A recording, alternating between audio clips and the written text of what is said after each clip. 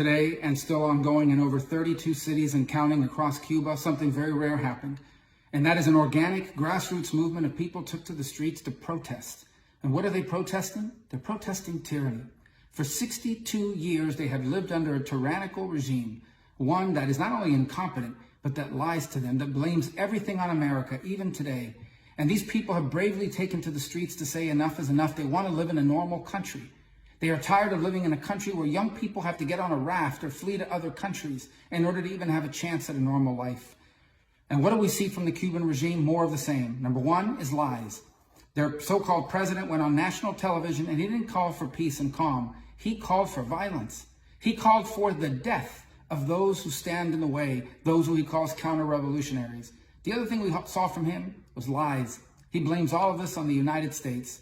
The United States, no other country in the world, has anything to do with the fact that Cubans of every age and every region organically, on their own, took to the streets today to have their voices heard. Now, what can we do?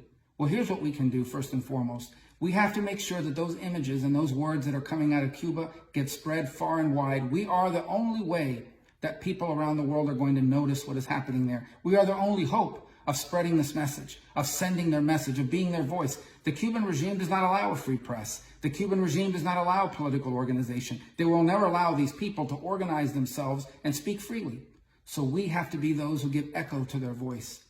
We have to make sure that their message today and every day moving forward isn't lost, and that the true nature of this barbaric regime is exposed, especially for those who still hold out fantasies and illusions about what the true nature of this regime is.